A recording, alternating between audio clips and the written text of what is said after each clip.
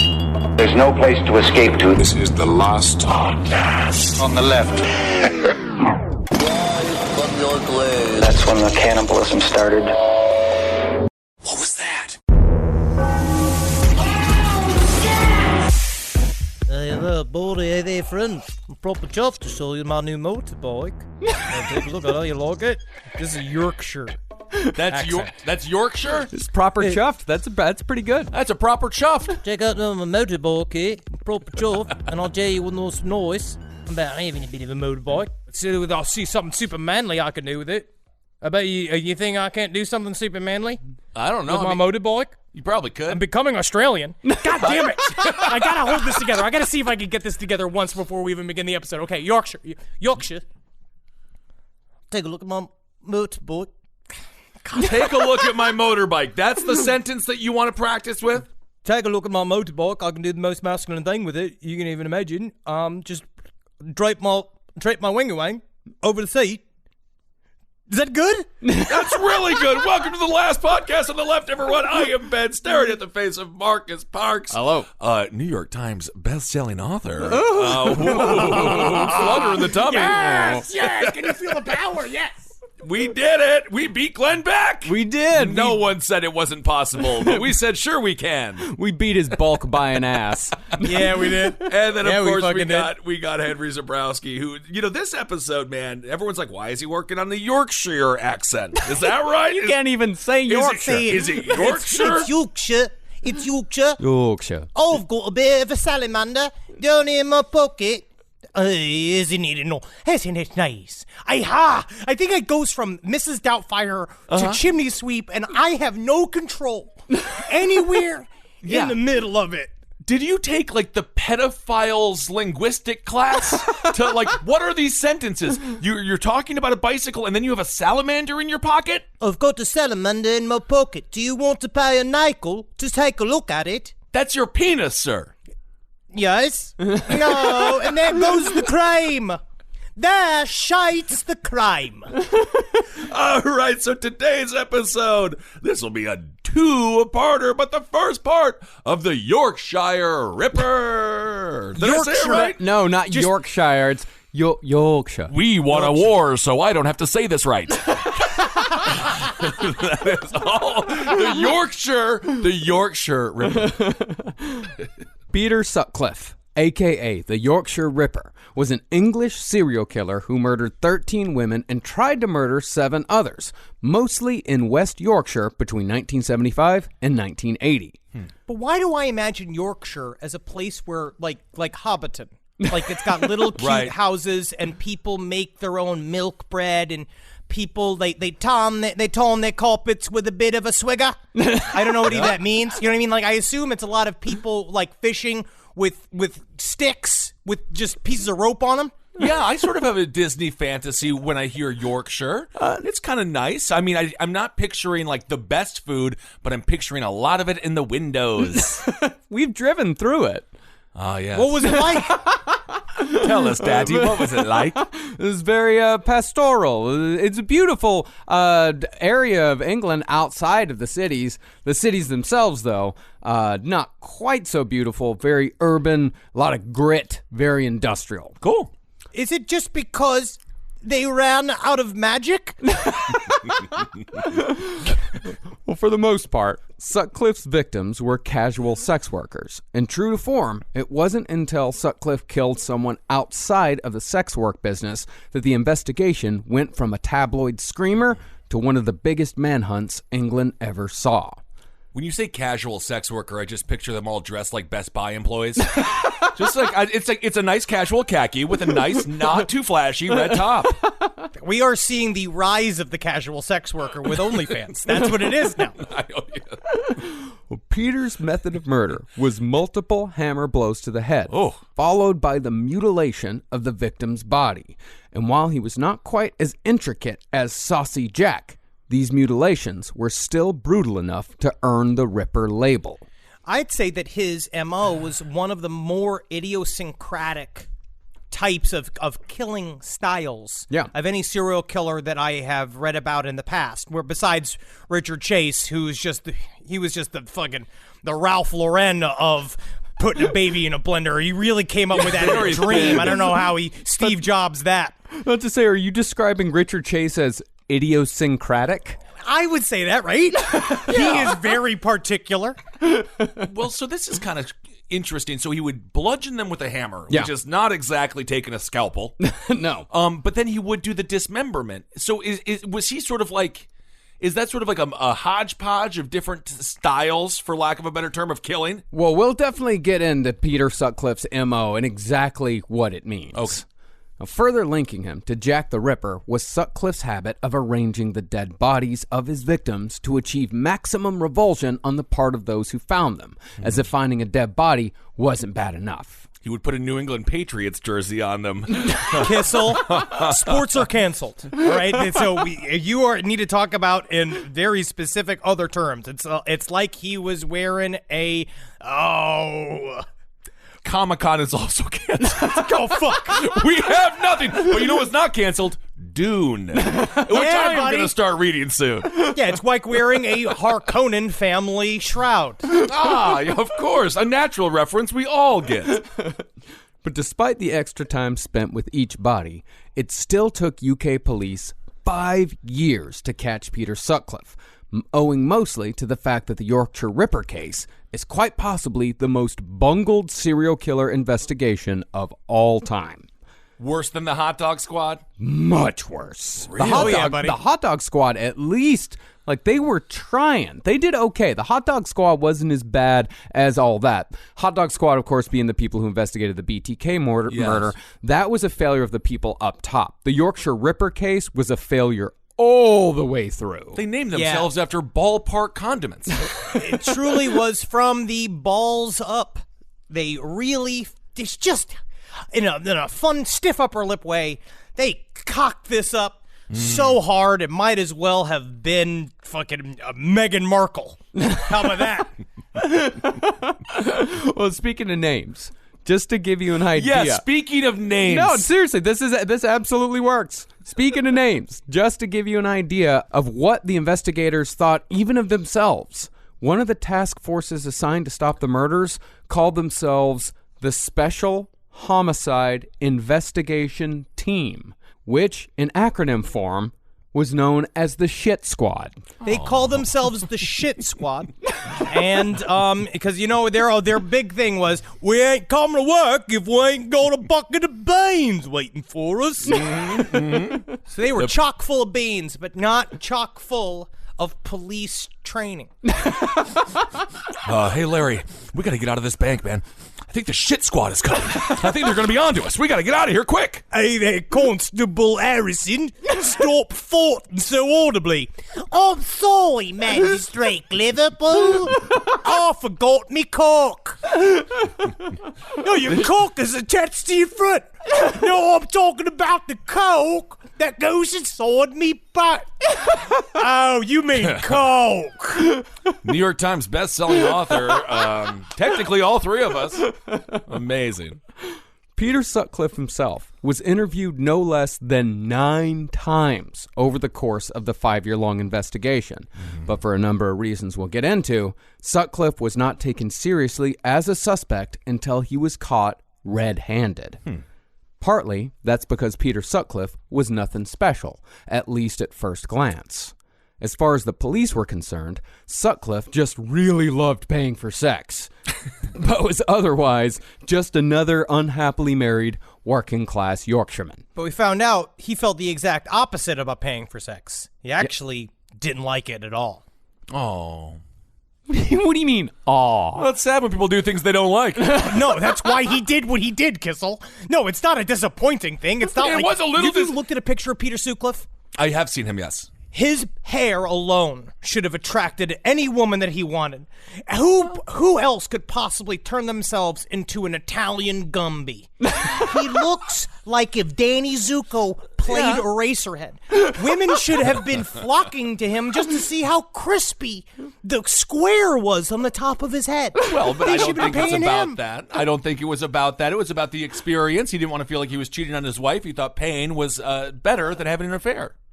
You're the opposite. You're completely incorrect. Yeah, you're completely incorrect. You are. I don't know. The truth is opposite. It is opposite. What does that even mean anymore? Nowadays, I see people are eating pizza from the crust first, which I thought was pretty crazy. That fucking idea started with Pizza Hut, and we've never been the same ever since. You mean to tell me we're going to break some of the few precious rules we have as a fucking society? So let's continue. I'm sorry. I actually agree. But underneath, Peter Sutcliffe was one of the most calculating, savage murderers in UK history. A pitiful beast who killed 13 women merely because it made him feel better about himself. Or, to put it in Yorkshire terms, he was a reet manky buck. Right. You just got us canceled. I don't know where we're canceled, but somewhere we just got canceled. I tell you what, you got to right now. It's a hard time to go into the hospital for Reet Manky Burke. But if I'm saying if you're showing signs for Reet Manky Burke right now, call the hotline called 1-800-FUCK-TOE because it means your toes become horny. Oh, I don't know, man. Well, that explains all the holes in my shoes. Perhaps what's most interesting about Peter Sutcliffe, though, is that his story, from how he chose his victims, to his method of murder, to how he arranged the corpses, suggests that maybe the infamous Jack the Ripper of 1888 was just some guy. There was no conspiracies, there was no fucking Freemasons, no nothing. It could be that Jack the Ripper was just some dude. Just because some Peter guy. Sutcliffe was just some dude. Or would you say it that way, the same way as the that fucking pig with the talking spider was just some pig? Yeah, exactly. It actually had a talking spider for a friend who could write. I believe that's Charlotte's Web. Yeah. Oh yeah. Well, Jack the Ripper was, my contention is that he was three some guys. And then the worst thing is that I can't believe that the way that Peter Sutcliffe was discovered was actually just the cream of just some guy. Which is a very delicate Asian dish. And I can't believe... Now that's New York Times best-selling writing right there. Yeah. Honestly, these are evergreen episodes that will live forever, but isolation has ruined us. Yes. But before we get into the story, let's acknowledge our sources. Today, we have Wicked Beyond Belief by Michael Bilton and Somebody's Husband, Somebody's Son by Gordon Byrne. For all the investigation and nasty details, go to Wicked Beyond Belief. But if you're more interested in the story of Peter Sutcliffe himself, and if you really want to go full Yorkshire, your best bet is Somebody's Husband, Somebody's Son. Also, if you really want to go full Yorkshire, you rent a hotel room and you watch a sheep fuck your wife. We fought a war for that. So, without further ado, let's get into the story of Peter Sutcliffe, a.k.a. the Yorkshire Ripper. So much cooler than Peter Sutcliffe. You know? It is, unfortunately. It's one of the better serial killer nicknames in history. Yeah, absolutely. Peter was born to John and Kathleen Sutcliffe on June 2nd, 1946, in Bingley, which, according to Yorkshireman Neil, who helps us out with a lot of research, Bingley is a town within the city of Bradford. To give you a short sum up of Bradford, in the Industrial Revolution, Bradford was known as the wool capital of the world. Absolutely fascinating. I did not know that. So it's also the capital of the world for itchy thighs. That is a funny joke you've told here at this pub. Did you know that right over there, they used to make the wool? Wow. You're my very best friend. And I'm going to have gay sex with you tonight. That's a whole different kind of wool we'll be rubbing. It's our buttholes. Yes. By the 70s, though, when Peter Sutcliffe was active, Bradford was and still is known for urban grit combined with a strange countryside influence. Essentially, from what I've been told, Yorkshire, where Bradford is located, Yorkshire's pretty much the Texas of England. Okay. From what I'm looking at Google pictures of West Yorkshire, and it looks lovely. It looks really lovely. You've got the little castles there where I guess their king lives, their duke must live there, and then I see another kind of castle-looking thing, and I guess their archduke must live there, and this must be the prince's quarters, which is actually right next to a Jersey Mike's. Okay. Now, there really isn't a whole lot said about Peter Sutcliffe's mother in either of the books we read. But Peter's siblings described John Sutcliffe as a terrifying man with a hair-trigger temper who doled out beatings when he got drunk.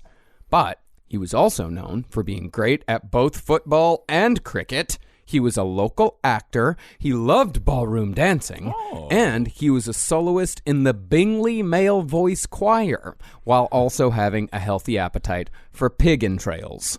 He loved pig entrails. Really? That's the main thing the first thing that they said about his personality in Somebody's Husband, Somebody's Son, where they're like, he eats the trotters, he eats the wiggles, he eats the gumpos, he eats the crickenicks, and you're like, what's the crickenicks? And it's like, that's the tip of the bowl. You're like, Really? oh, great, he eats all that. That's great. That's the first thing you hear about somebody, which I get because I'm a trafe person. Yeah. But if it's the first thing you hear is that, this is my buddy Dave, he fucking loves organ meat. You're like, cool. Yeah, the things you eat should never be a personality trait. Oh, no. That's a little He also dangerous. played in the Yorkshire Men's Choir.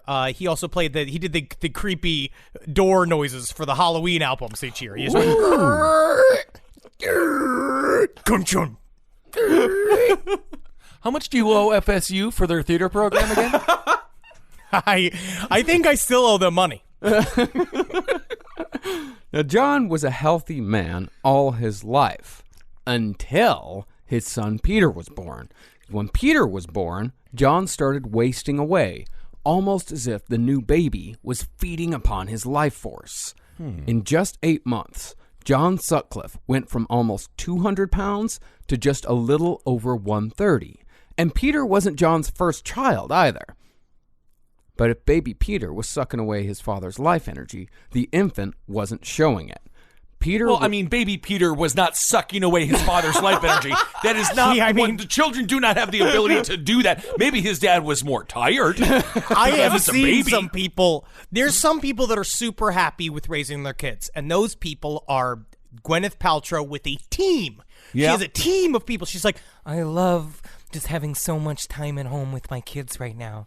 And then she never sees them. No. She's stretching her vagina in the background with her fucking, with some guy she met from Thailand. He's wearing a face mask, and the kids are being watched by a group of women from Guatemala. Oh, very possible, very possible.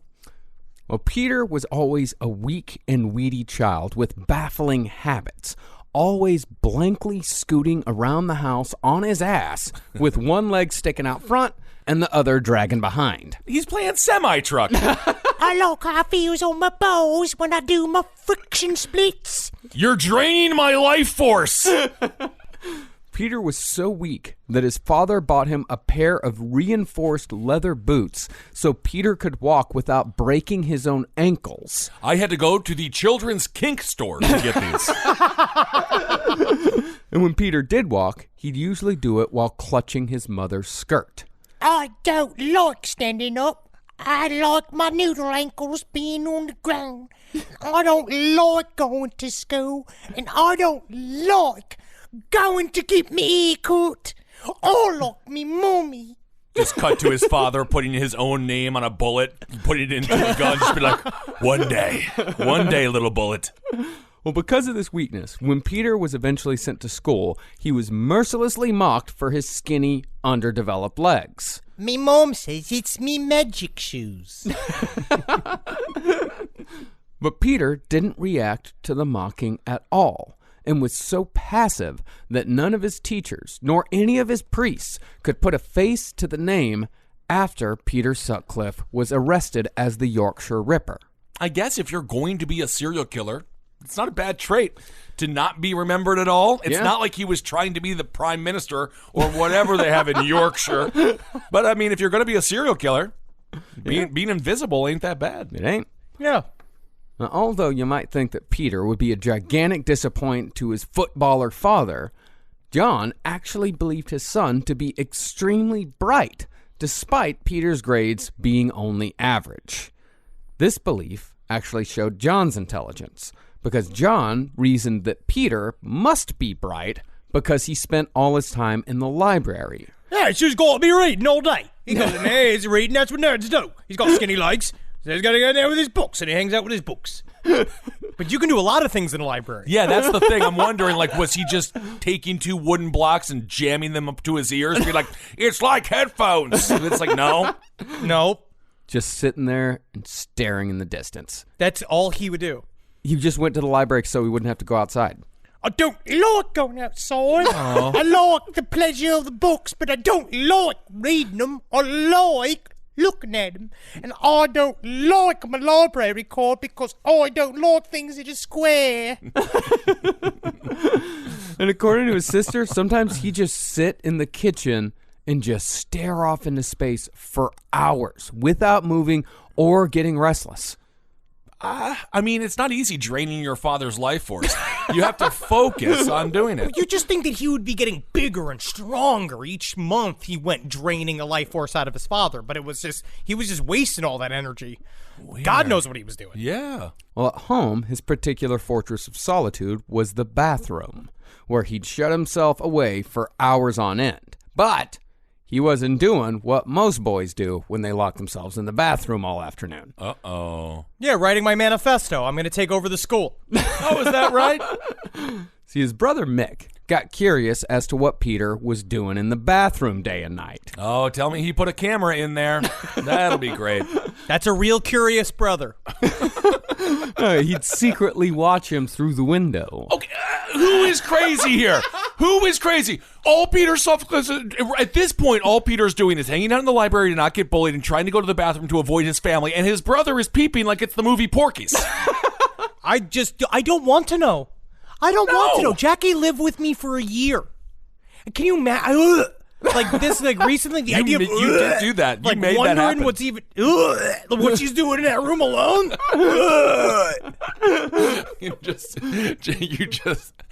just see pants go around her ankles and then just pounds of bush hair. You fucking nailed her, man. Fucking got her, dude. I'm sorry, Jackie. I just want to laugh. Well, surprisingly, Peter was doing nothing more sinister than spending hours meticulously shaping his own hair, cutting the strands millimeters at a time. This little kid was born with a full-on Mr. Cotter like pile of droops. That is the only way I can really put his haircut. He came out looking like he had stuck his finger in a fucking outlet. His hair stood straight up, and as a kid he understood like, this is my thing. And so he clip it and clip it and clip it and clip it excessively till it became this very strange shape. If you look at it, if you look up Peter Sutcliffe, I think that's, you see him looking like a Greek landlord vampire. Yeah, honestly. Immediately. And he was like that since he was a kid. He's been walking around like that since he was fucking 9 years old. He's got big hair confidence. Mm-hmm. At 15, Peter began his first of many English blue-collar jobs when he gained employment as an apprentice fitter at an engineering works in Bingley. All anyone at the job remembered, though, was that Peter was just some weird dickhead who usually wore the look of a frightened animal. Wait a second, is this some kind of pipe? Is that a pipe that you got there? I don't like the shape. I don't like the shape. What is that? Is that that's a shovel? Oh, I don't like it. I don't like the shape of it, and I don't like anything. I don't like water either. Are you Ghost? He's like Jason Voorhees. And I am not going to sit here and come to the defense of Peter Sutcliffe. But you're about to. Now, what I'm saying is, so far, everyone's like, he wasn't noticeable. What do you want him to? It's a pipe fitting job. Do you want him to show up with a little twirly hat on and just be like, hey, guys, it's time to make the jokes? It's like, no, do your freaking job. You're going to find out why he just didn't exactly fit in. Okay, Yeah. All right. But by 18, Peter began to come out of his shell when he discovered what should have been his first and only penis replacement. Peter, Excuse me, what? Peter became obsessed with motorbikes and cars, and he'd hold on to this obsession for the rest of his life. He's one of those guys that somehow, even though he doesn't make any money, he's always got like a cool car, like a quote-unquote cool car. He's got a stepdad car. He's kind of got like my car, where women don't notice you, but other ugly dudes give you winks and like give you high fives and thumbs up as you drive along the street, as you listen to Howard Stern, just like going 75 miles per hour in a 30. where he is like that. Where I'm certain that if Def Leppard could have gotten to him, and I think that maybe he would have found a whole new lease on life. Yeah, okay, so he's a cool guy. He's a cool stepdad. He's got the Trans Am, hip dude. As he gets older, he reminds me very much of Buck and I'm Here to Fuck from Kill Bill. Yeah. So in 1964, Peter briefly moved out of the industrial sector and got hired at Bingley Cemetery as a gravedigger. So fast. Immediately into a serial killer profession. Yeah. Now possessing just the slightest bit of confidence, Peter, for the first time, made a strong impression on the people around him, although the impression was almost universally bad.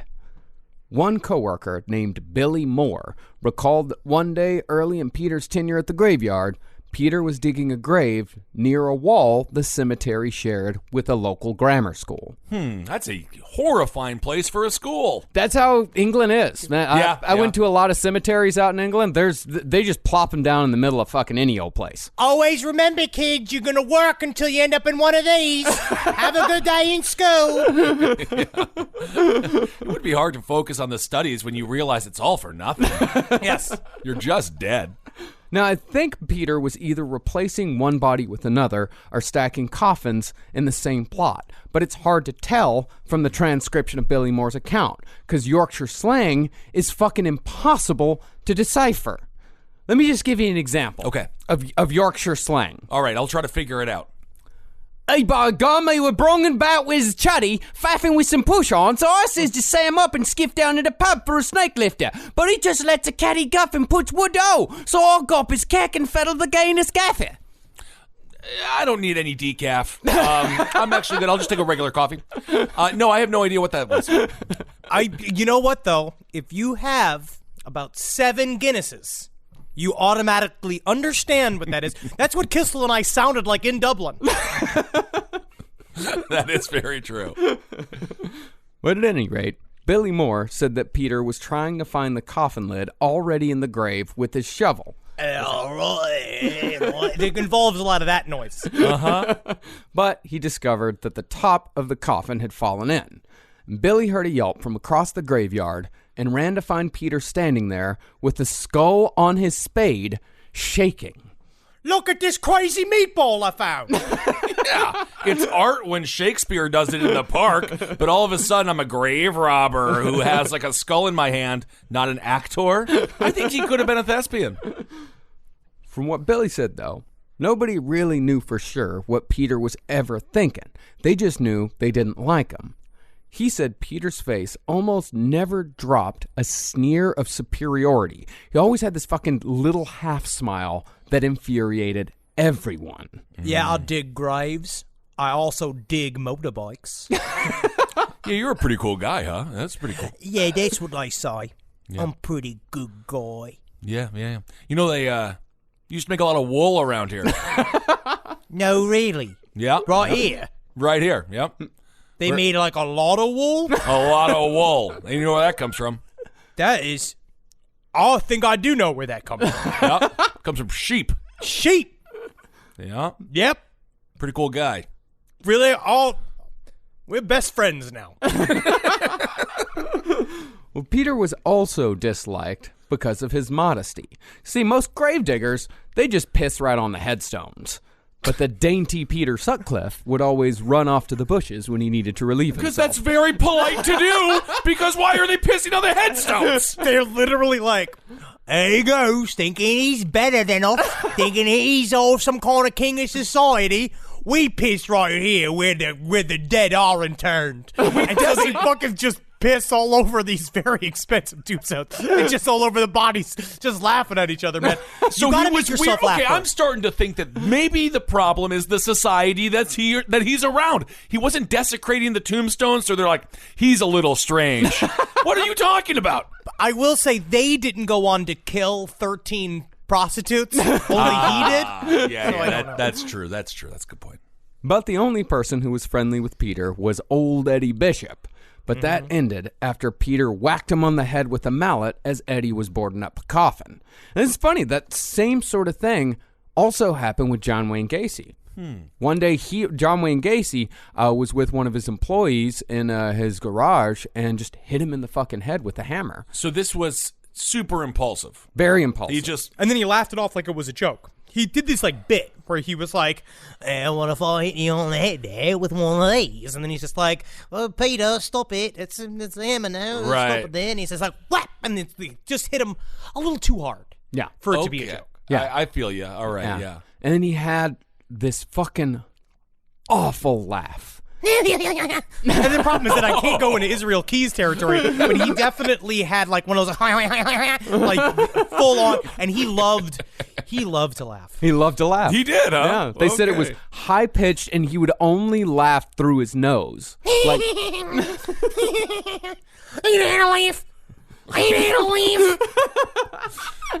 Oh my goodness, it's like the Nasonex man. yeah. But this wasn't Peter's only job in the death industry. He split his time between the graveyard and the local morgue, where he'd boost loot off bodies and offer the jewelry to his sister. And when she recoiled at the thought of where the jewelry came from, he'd give that same annoying nasal laugh. You don't like... Got southern. It's very strange. So, you don't like free jewelry, eh? Because that's what they used to talk about. He used to say, being like, all these fucking idiots going to this store getting their fucking jewelry. Well, I'll go right here. It's the fucking easiest job in the world. They're right there. They're dead, and they leave their jewelry on their fat fucking dead fingers. And he's like saying this to his friends very casually again and again, just how fucking lucky he was that he had this endless supply of free jewelry.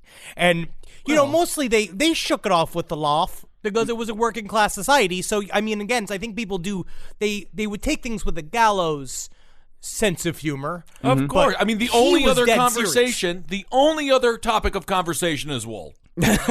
So you're telling me this guy's coming in here with some new bling and he got it off a corpse? Yeah. I'm here to hear the story. I want to listen to that tale, because if I hear about wool one more fucking time. That is why you are true. You are a bar patron to your soul, where your job is to collect all of these various stories. Yeah. This is how you explain this to whatever it is that your future wife has, when you have to explain why you're drinking every night, which I do all the time. I say, I'm an anthropologist. I just collect stories.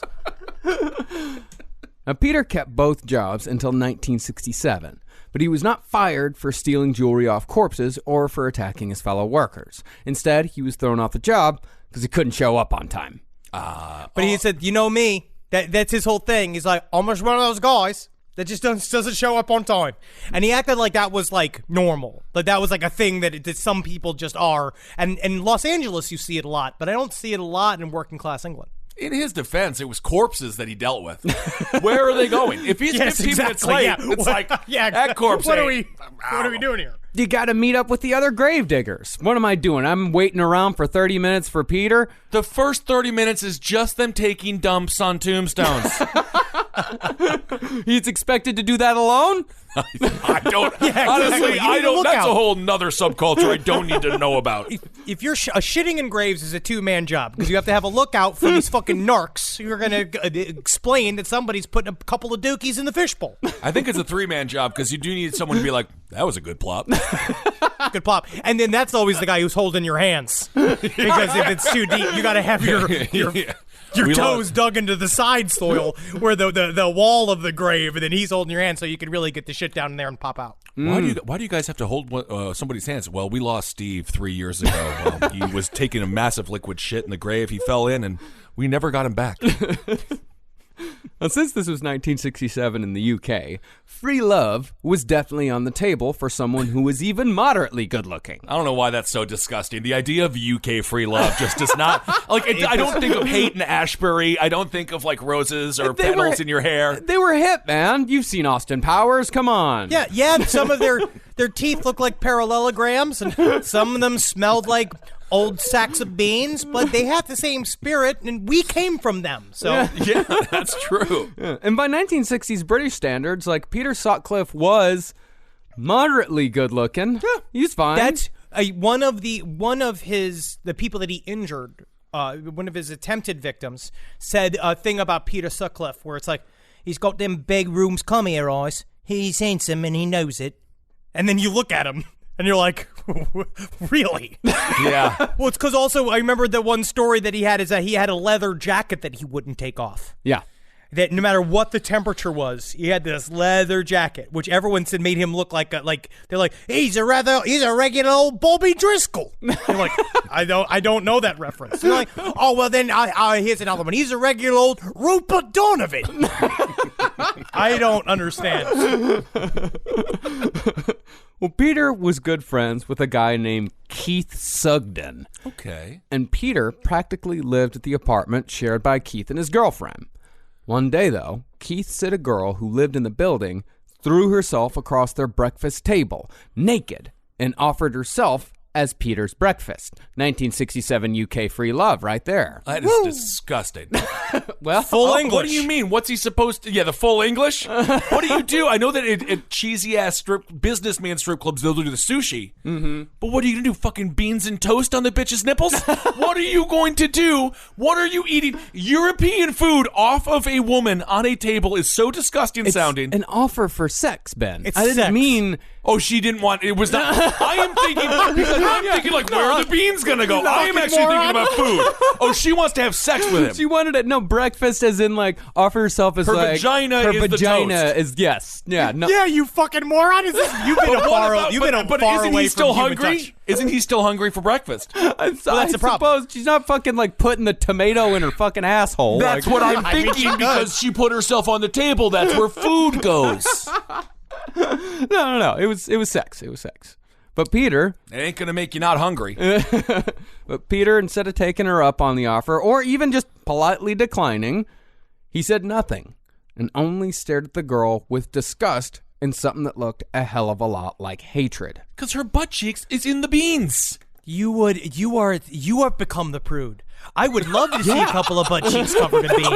Yeah, this is strange. You've become quite prudish. Let's just say we're at a beautiful steakhouse. We're getting ready. We're like, oh, can't wait to eat steak. And all of a sudden, a waitress comes and flails herself on the table and says, oh, I'm the food now. It's like, no, you're not. Well, I know that I get food. I know eventually I will receive food. If I wasn't married, I would be like, all right, What are you going to do? the steak's still coming? Is this a part of the thing or is this extra? I don't know. Breakfast is a very important meal. That's all I'm saying. Now, this girl had possibly tapped into what can be described as an almost pathological shyness. And of course, there's nothing wrong with being shy. But when Peter's shyness was confronted, he responded with an inner rage that would eventually manifest as something terrible. Now, he could always say hi to a girl, but as soon as the conversation progressed past that, Peter would turn silent and his face would go red, and eventually the girl would just walk away. Despite this, though, Peter Sutcliffe still peacocked his appearance. Yeah, he did. He wears some outfits. Yeah. It is capital O outfits with this man every day. I know for a fact I've lost women because I talked. So maybe this is a good technique. Just say hello and shut the fuck up. You just shut up. You let them speak. Shut up. That's the idea, right? Let them speak. You pepper a couple of questions. They speak. His thing was, I think, came from a lack of understanding of women that slowly but surely turned into hatred of women. Very, very fast, because for some reason he could not bridge the gap. He would attach himself. I think a lot of people know this. I've seen this type of relationship a lot in my life. You got a single dude guy that has attached himself to another couple, where he's sort of living vicariously through this couple. He's kind of, it's not full cuck. Right? It's not that type of thing. But he's kind of living vicariously through this other couple and does not understand how to do it himself, and begins to also view anything else besides some idea of what a normal relationship is supposed to look at, mixed with now the burgeoning free love scene, which he cannot handle. Right. So instead of him being able to figure out what is it about me that's bringing out these feelings, why am I, he is reverting completely into total, I call it like a Frankenstein rage. I mean, mostly it's because of the hair. So there's a difference between being quiet and listening. He was not listening. No, not at all. He was quiet, probably trying to figure out how to talk. Okay. Yeah. Well, concerning his outfits, Peter Sutcliffe loved black suits with off-white drainpipe pants paired with Cuban heel boots and immaculately styled hair. Oh, yeah, I can't forget that hair, man. That thing was dripping with product. But he also wouldn't wash, though. So he would reek. He was a very dirty man, but his clothes were immaculate for some reason. And it's wild, those big old pants. Yeah. Big old pants. Kind of a man of the times, though, right? Somewhat a man of the times. But he was like one of those guys that, like, those dudes that don't wash their asshole because they think it's gay. Mm-hmm. Wait, got to. What? I don't know any of those dudes, but yeah. It's one of my favorite moments of the day. Yeah. It's like me saying hello to myself. I use loofahs as well. It's quite pleasant. It is. Wow. I didn't think about that, but it really is saying hello to yourself first thing in the morning. It is, but that's why. But you have to have a separate loofah. That's what I've learned. New York Times best-selling authors talk about wiping their assholes with loofahs. Yeah, because sometimes there's little ornaments left on the loofah that you want to spread to the rest of your hairs. Interesting. But just because Peter Sutcliffe's hair was immaculately styled does not mean that it looked good. One acquaintance, who found Peter to be an all-around unsettling person, said that his hair looked strangely square-shaped, like a dense black hedge. To make him even more unsettling, and this also kind of goes into his silent act, Peter would constantly tongue the 1/8-inch wide gap in his front teeth, and his bulbous, bloodshot, near-black eyes would constantly dart around the room, looking at everything except your face. That became a very, to a point where it almost helped catch him. It's such a part of who he is that it's so specific, where his eyes would just dart around, because it seems like, in a way, he could not fucking tell you a straight fact if he wanted to. Like, he was such, like, kind of like a pathological liar mixed with, like, constantly hiding his true self at all times, never being able to be real, to be able to connect. It seems like he might be on the spectrum.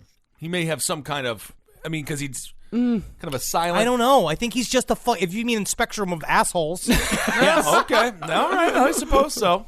Peter also kept an immaculately styled beard, often trimming the soul patch area and his chin into 2 triangles that made it look like he was wearing a couple of hairy vaginas touching bottom tip to bottom tip on his face at all times. The way I would use the word I would use for his facial hair was ambitious, because it showed a man of a certain discretion, that he felt that he needed to create a ravine in his flavor saver that I guess would hold old beer? I guess. Now, Peter wasn't necessarily an outcast, surprisingly, but he did do the type of shit that gave people pause. One night, he was at the pub wasted, lost in a weird trance, when suddenly he grabbed a glass and smashed it on the table, sending shards of glass flying across the fucking room. No need to do that, Peter. So, in true British form, someone walked over and poured a pint on his head. It's the general British action for, you're being a dickhead. Sure. But Peter didn't react in any way whatsoever. Instead, he most likely went over to the jukebox and put on The Spider and the Fly by the Rolling Stones, which he sometimes played several times in a row. He was one of those guys. I know you guys had those in college. A friend that would, like, do something really outlandish and stupid to get attention. Right. But then act like he didn't do anything, right? So then he walks over and he basically does the fucking from Dirty Work, where he's like, street fighting man. And then he would just go and put it on the fucking jukebox and then just dance alone by the jukebox, listening to his favorite song over and over and over again, which I guess you just don't get punched for at this point when you grow up with somebody. Kind of seems like a Fonzie character in Happy Days if the score was by John Carpenter. There's something like I can the black see leather that he's jacket, I can see that he's trying to be the guy. Yeah. Smash the beer bottle. He's the guy. Yeah. But the thing is that he's not the guy. No, he is the loser. No, and when you are desperately searching to be the guy, you eventually, I think that the frustration of it can sometimes allow bad shit to get in there. Yes. Yeah, yes. This is what happens when a serial killer tries to be the guy.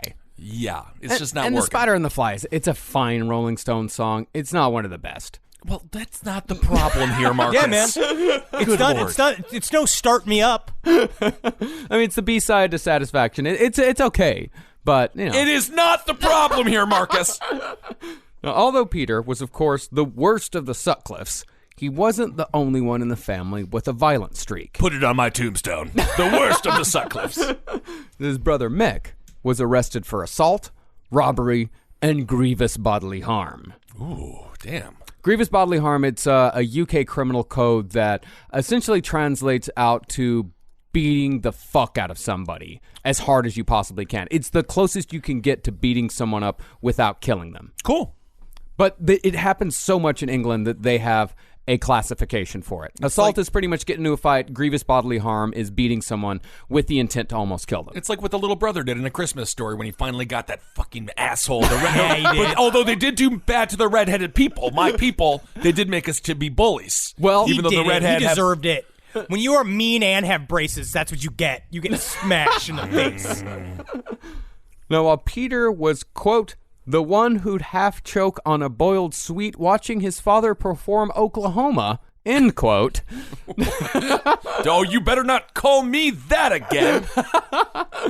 Mick was a big, robust, hard lad, and he was taller than Peter, despite being younger. And the contrast in masculinity was certainly not lost on Peter Sutcliffe. He became kind of focused on Mick. Mick became the view of what the super uber heterosexual man is. Okay. So I think in a way, kind of like what Richard Ramirez had, he had a family member that he kind of formulated a picture of masculinity. The uncle, and right? This is how you're supposed to be. You're supposed to take no shit. You know, always like slap people in the face and you know, like be the guy. Right. Yeah. And not all serial killers are all about masculinity, but Peter Sutcliffe was definitely about masculinity. Okay. But it was Peter's sister Anne who had what might have been more of an influence on Peter Sutcliffe as a killer, although that influence was undoubtedly indirect. See, in 1966, Anne married a man named Trevor Stuckey and moved to a town called Morecambe. Ah, yes, Morecambe. We have some of the best goop. We have... You know, I tell you what, I'm really sad we moved to Morecambe from Lescombe. Yeah, I'm drowning in it.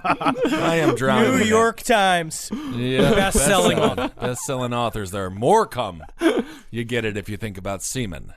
What was important about this, concerning Peter, was that Morecambe was the home of a low-rent Madame Tussauds-style wax museum called Louis Tussauds Waxworks. So she named him after his fucking little person cousin. Little Louis. He likes wax, too. This doesn't seem to be made of wax. Is this a cum Brad Pitt? You know what they say, more cum, mo cum, mo problems. Yeah. Yeah, and Louis Tussauds was known until its closing in 2014 Oh. as the world's worst waxwork. I would, honestly, I kind of wish I could have gone. I wish I could have Yes. gone too. Who did he have? Like, what were the celebs of the time? I mean, that's the thing is that they did have, I mean, up until 2014, you can check out online the way it looked, like all of the, like they had Prince Harry, they had all of the big British celebrities. I remember they had Billy. That was like their big one. Was they got the new Billy Connolly in? Okay, all right, they had some stars. But as Gordon Byrne put it, all the heads were much too large for the bodies, making them look as if they had an unpleasant stunting disease. They really do. I'm looking at these right now. Gordon Ramsay looks like he's on crystal fucking meth. This is the scariest wax museum I have ever seen. Oh my God, they made Adolf Hitler black. Straight up, he's like tan. No, that's the thing. They made Prince William ugly, and they made Mr. Bean handsome. I'm not saying they're wrong. However, back in the 60s, the owner soon found that what got the public in the door was not Joseph Stalin in a lady's coat or Princess Margaret in a shitty wig, both of which were exhibits at the fucking wax museum. I would have loved to take edibles and walk around this wax museum. Love it. Dude, tonight, take some edibles, wait until they kick in, and then look up Louis Tussauds waxwork. I'm going to do a virtual tour. You're really going to love this. Some of these are very interesting. Because I guess The Guardian did a whole thing on the World's Wax Museum and pictures. Oh, my God. Well, what they found was what got the public in the door was blood and guts. Cool. Louis Tussauds had a chamber of horrors displaying Britain's most famous murderers in chicken wire cages. Killers like Dr. Crippen, hanged for dismembering his wife, or Reginald Christie, the Halifax necrophile. Yeah, he fucking puts a bookmark in a corpse, and I mean his fucking dick. That's crazy. But even though there were plenty of graphic scenes like Murder in the Bath, Jack the Ripper, and my favorite Wax Museum horror piece, The Blood Hook, that's classic when it comes to wax museums. What's the blood hook? What is the blood hook? The blood hook is either a woman or a man, can be either one. I've seen both. Just with a hook through their torso, and they're hanging from the ceiling on a big fucking hook. Right. Yeah, most Chamber of Horrors and wax museums have them. Yep. I've seen good ones. I've seen bad ones. That's why you had those hooks for the fucking wedding pictures, which I haven't even seen, Marcus. I haven't seen the wedding pictures yet. I'm sending out the wedding pictures next week. Fuck yeah. All right. Now I've said it, now I've got to do it. Now you have you do. It's not like you don't have a little bit more time anyway. It's the same amount. I have the exact same amount of time as I did before. Okay. Well, what attracted Peter Sutcliffe the most to Louis Tussauds was the Museum of Anatomy. Over the years, Sutcliffe would return to the two small, dusty rooms tucked into the back of Louis Tussauds again and again, where the proprietors displayed an exhibition of Victorian waxworks meant to educate the lower classes on the dangers of brazen iniquity. I mean, I don't think the lower classes need any sort of training on STDs. They are the ones who have them in Yorkshire at the time. Well, at the time, because British, everywhere you go is fucking school in British. And everything has to be some kind of proper set of etiquette and everything, all these fucking rules. So they created their validation of being like, it's educating them. That's why we can do all of these depictions of tits and vaginas and guts and all that kind of stuff. When in real life, they were just giving the people exactly what they wanted. Right. Well, these waxworks, similar to what can now be found at the House of Wax Bar inside Brooklyn Alamo, Brooklyn Alamo Draft House. Yes. It's a lot like that. A little shocking, not going to lie. When you walk in there, you're like, I'm surprised. Like, I'll have the chicken fingers, and then you look up and you're like, there's a fetus coming out of that woman's fake vagina. Isn't that It only interesting? makes me hungrier. Very bizarre. Well, in the first room at Louis Tussauds, the different stages of pregnancy were shown through a series of 9 headless, legless female torsos. Got to. Heads and the legs, fucking honestly, are so distracting. I like just the torso. They really were just this is just, it's made to fuck up the human brain. Kind of is, yeah. But what truly drew Peter Sutcliffe's attention was the second room. In there, Peter found dozens of models of sexual organs in various stages of venereal disease, pus-ridden vaginas, and penises in gray clouds of pubic hair appearing as so much of yesterday's half-eaten sausage. Do not. I can see you getting erect as you write that sentence. But I tell you what, you bake those into a fine cake, right? You have a pus-ridden vagina. That pus, though, a nice coconut cream. You've got the vagina made with a nice, like some kind of, what are those? It's like a velvet cake, a red velvet cake. Ooh. Well, now that is very tasty. Yeah, that's good. Diseased scrotums were shown in cross-section, and one particularly graphic display showed the hand of a doctor reaching into an oozing vagina to grab a fetus covered in green scabs and running sores. And then they had a thought bubble on the doctor, and it said, another day, another dollar. Another day, another dollar. It was very interesting. What an interesting, because I'll never forget the name of that display, The Birth of Baron Trump. It was so nice. I love that. Beautiful, beautiful. It's like the birth of Jesus Christ himself. Well, speaking of Jesus, at the center of the display was a bust of a woman inspired by pictures of the Virgin Mary suckling the baby Jesus. But in this case, the bust nipples were discolored and encrusted with scabs, and the breast was covered in burning sores and hives. It sounds like she wasn't a Virgin Mary. I don't know what happened there. That ain't no way to depict the Virgin Mary. That ain't right. Now, Peter Sutcliffe paid close attention to these displays, and when he later contracted VD multiple times from various ladies of the night. Okay, did he show up with a fucking monocle? What do you mean? Like, how was he taking all of this in? And at some point when you run the wax museum... Yep, Yeah? did that, want that, gonna do that one, gonna do that one. Yeah, he used it as homework. Yeah. Just the janitor here. Mr. Sutcliffe, I gotta turn the lights off once again. Time for you to go home. He'd go again and again and again and again. He loved it there. It was his favorite place on earth. Hey, buddy, how about you go home? Give me the mop. Yeah? Yep. You want to be the janitor here? You just got fired, and I just got hired.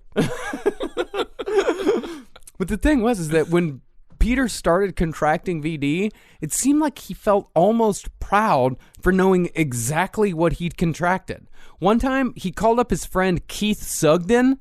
He hadn't talked to Keith in 2 years, but he wanted to specifically show Keith his diseased penis because Peter's bell end had gone all white and flaky. That's what I'm saying. He's the John Carpenter Fonzie. He's like, look how much pussy I'm getting. Hey, It's look like, at all go. Yeah, look at that. I'm making my own Parmesan. it's disgusting. Hey, ain't that funny? Ain't that nice?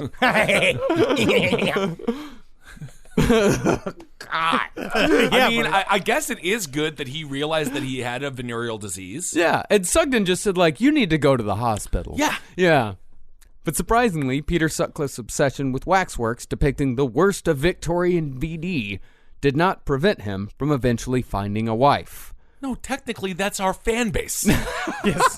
I mean, there is a fantastic book called The Sick Rose. If you guys want to see some really cool, like, Victorian, like, medical drawings, that really goes into VD, like, really fucking deep. And the drawings are beautiful. Yeah, if you guys want to see some really cool stuff, and then you guys can maybe come over to my place after school, and I got some new magazines. Marcus, love you on the podcast, but I don't know if I want to go into your home.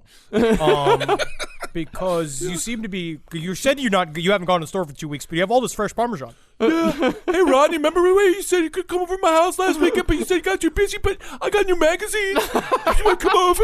It's gonna have to be passed for me, dog. This reminds me of when Marcus and I went to the fucking, what was that in medical, what was the museum we went to in Edinburgh? The museum, we went with Neil. Neil took us. I think it's the Museum of Medical Oddities or, nothing like that. Is it like the Mutter Museum for the... It was much classier than the Mutter Museum. Hold on, let me look it up before I It was super talk classy. about it. But if you guys want to check out a cool book right now, The Sick Rose, Disease and the Art of Medical Illustration by Barnett Richard is a wonderful thing to read. Oh, yes, we went to the Surgeons Hall Museum Surgeons in Hall Edinburgh, Museum. where we went, and it was just jars and jars and jars and jars of fucked up pussies. You know, I Marcus honestly, loved it. If I Marcus loved it. He really loved it. I got sick. I honestly was feeling very sick. Does it smell like formaldehyde like the Mutter Museum? Because I went in there hungover after our show in Philly, and that is ugh. No, it doesn't smell like formaldehyde. Okay. Yeah, afterwards I went out, had a meat pie with Neil. It was great. Yeah, guys, my mom said I could have 4 friends over tonight, but I told her that I don't know. I'll have to make some hard decisions because so many people want to come over. Marcus, we're gonna go home and just watch some just normal comedies. Okay, we're gonna watch things that don't involve penises falling apart with disease. All right, buddy.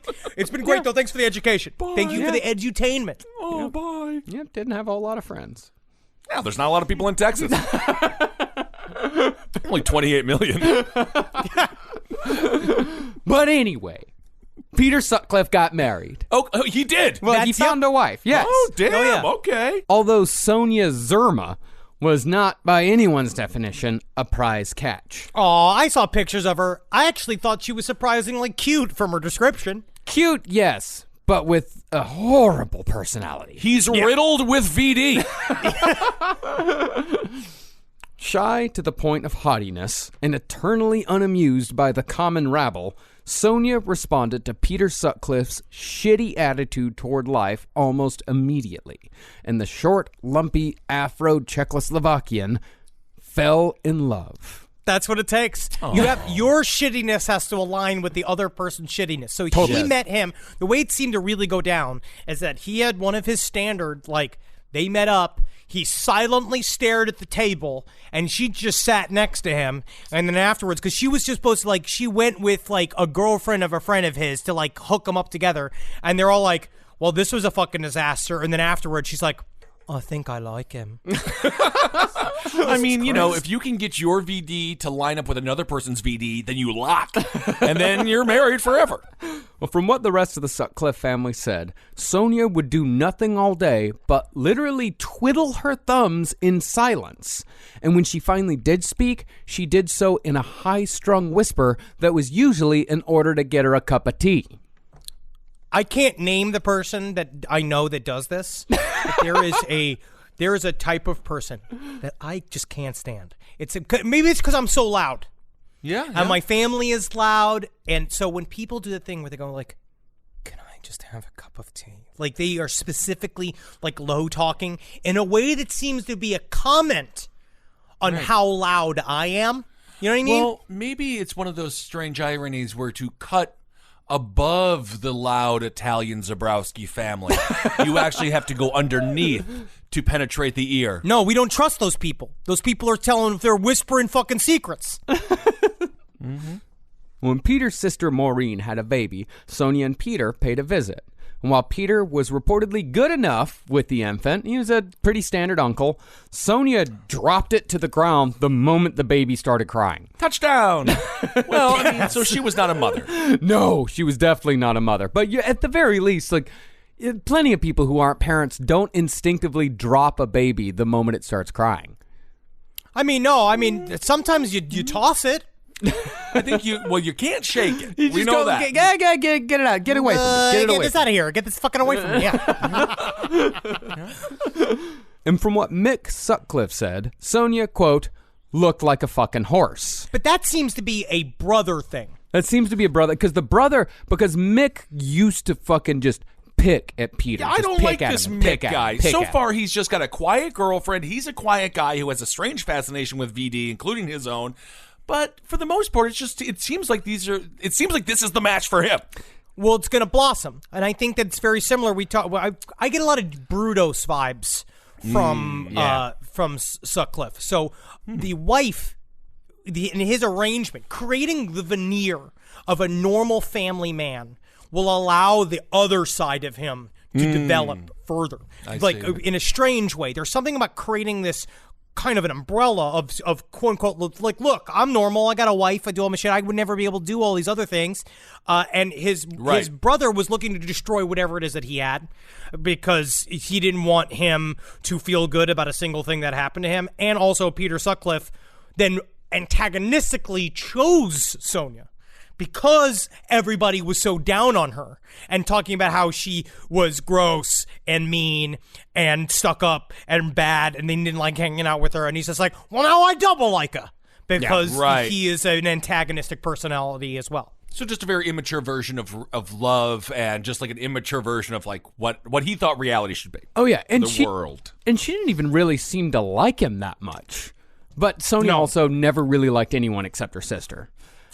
Because when Peter told a story, the way he told it, he was one of those guys that, like, he can't stop laughing at his own jokes. Like, he cracks himself up so much that he just never stops laughing. He would turn a 5-minute story into a 20-minute ordeal. Listen, hey, I gotta get one for you. All right, listen. Yeah. It's too good. It's too good, buddy. Yeah, what is it? You're trying to get a bit. Wait, you gotta hear this before you go and get a bit. Yeah. All right, buddy, listen. We'll just get on with it. I can't. I'm thinking about how you're gonna be when I say this thing. No, I know. You're gonna be all over it. Is All there... right, what happened when Cinderella finally got to the ball? Listen here, you're gonna love it. What happened when Cinderella, you remember? Yeah, she went to the ball and she saw She went to the ball and she finally got to the ball, right? Yeah, but what happened when Cinderella finally got to the ball? Well, she saw the prince, but then it turned to be midnight. No, listen. You're gonna love it. She gagged. I see the ball. That would take 20 minutes. Worth it. Actually, pretty good punchline overall. Better than the wool conversation we were having earlier. But the only thing that would make him stop was a scold and a glare from Sonia. She hated it. It's love. I guess. It's the yin and yang, baby. Then it was discovered in 1972 that Sonia was also schizophrenic in addition to being a wildly unpleasant person. But this shit kind of came out of nowhere. Yeah. Like, they kind of had this kind of wishy-washy thing, and she was very paranoid and distrustful of people to begin with. But then something clicked inside of her, which I guess it does emerge quite a bit in your mid-20s. Yeah. Mm-hmm. She started bursting into violent fits of rage, convinced that she was the second coming of Christ, complete with stigmata. Really? Yeah. Huh. When Peter would visit her in the hospital, she thought he was an airplane and would screech shrill demands for, quote, a bigger teddy bear. Wait, she thought he was an airplane? Totally fucking lost her mind. Went way off the deep end. But is that even normal? She thought he was a fucking airplane? What, did he walk in with, did he make an airplane noise when he walked in? He didn't help because when he saw her at the hospital, he'd go, time to open up the hangar. And then, coming in, you know. It's ridiculous. But strangely, Peter stuck by Sonia every step of the way, showing extraordinary patience and care. Although this was probably, as Henry said, him laying the groundwork for a quote-unquote normal life. Okay. But even though it seems like Sonia was not the type of woman who could hook two men at once, she still stepped out on Peter in 1969. I go and I found myself a bus to fuck. That is just another man. That year, Mick saw Sonia riding around in a sports car with a mysterious Italian man. And of course, Mick mercilessly made fun of his brother for it. He's a chef. His name is Boyardi. He is a brilliant man, and his mustache tickles me downstairs. Wow. I feel like if I was going to be a fake name, I would Ricardo Marlboro. That's actually a cool fake name. That's actually pretty good. I like that. Yeah, it's kind of cool. What about like Ricardo Marlboro Jr.? I like that. You come from a long family. I don't fucking like my dad. I don't like my dad. Aren't you a Junior Thomas? Henry Thomas Jr.? I am Henry Thomas Zabrowski Jr., yes. Well, since Sonia was having her own affair, Peter decided to respond in kind. Although, as we know, he did not have the social skills necessary to just go pick up a woman in the bar. Uh-oh, I see where this is going. Yep. Instead, Sutcliffe decided to visit the girls soliciting on Lum and Manningham Lanes, which was the popular spot in Bradford when it came to a paid sexual encounter. Now, if you want to go down and find one of the largest sex workers in all of Yorkshire, you're going to want to check out Lum. Yeah, it's a street that sounds like it's got cancer. Come on down to Lum. There's only one woman left, and that's me. They call me the Lum Woman. I love and you, I'm Lum Woman. 500 pounds, please. 500 pounds a tug and suck. That's great. I love all the ladies at Lum. They've got great breasts, butts, and phlegm. Unfortunately, though, this visit would have dire consequences. And this showed if shit was just legal, if sex work was legal, I think that this is the way to go about it. I don't know how you could navigate this within your own relationship parameters, but it's actually better if, I mean, this is bad to say this, but if you're going to step outside, it'd be better to have it with a professional, so all of a sudden that person doesn't have a bunch of evidence that you're cheating on them and it's just going to destroy your whole life. Did you feel the psychic vice grip on your testicles as you were saying that sentence from your wife? I'm happily married. Happily, say it 5 times in the mirror, otherwise it's not true. I'm incredibly happily married, and my balls are empty thanks to my beautiful wife. All right, we don't need to know about all that. One night, Peter drove to Manningham Lane and picked up a woman after confirming what business she was about. Oh, so you're not in the shrimp sales, huh? I thought this might have been a shrimp exchange. Never mind. But, as Peter said, he couldn't do it after realizing, quote, what a coarse and vulgar person she was. All right. So he also has... Is this the beginning of seeing them as lesser and seeing them as like... Oh, yeah. Like, okay, so yes. he's going down that... He's going kind of like Gary Ridgway. He is, in my mind, incredibly attracted to sex workers in general. Yeah. And what you were saying before, where it's like he is sexually engaged, which is a function of this relationship, of the paying for it.